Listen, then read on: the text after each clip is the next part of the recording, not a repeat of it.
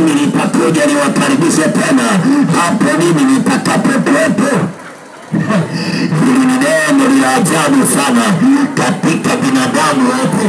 Wanajiuliza ya kwamba kwa nini huyo alisema hivyo.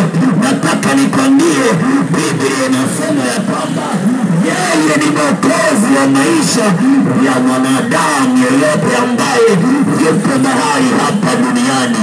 Hakuna mwokozi mwingine. Mwokozi ni mmoja tu, Yesu Kristo aliye hai. Utakapomwamini leo, maisha yako yatakuwa salama.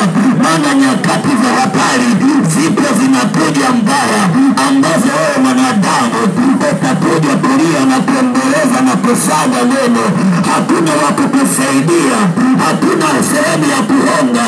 Una fedha zako utizani ya kwamba siku itakapofika nitatumia pesa zangu kwenda kuhonga ili afadhali niende mbinguni na mimi. Nataka nikwambie utakuwa umechelewa. Hizo fedha hazitakusaidia chochote. Yes. Utakapompata Yesu Kristo kwenye maisha yako, nataka nikwambie yeye ni zaidi ya fedha, yeye ni zaidi ya dhahabu, yeye ni zaidi ya mali ulizonazo, yeye ni zaidi ya maisha ulionayo.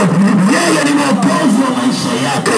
Matajiri wengi wana fedha lakini hawana amani kwenye maisha yao. Wapo wengi wana maisha mazuri lakini ndani yao kuna hofu.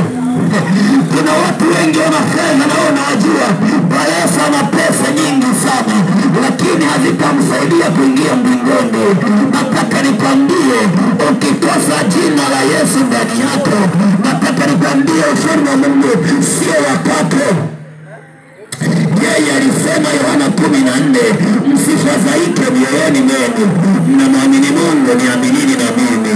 Nyumbani mwa Baba yangu mna makao mengi, la sivyo ningeliwaambia, maana naenda kuandalia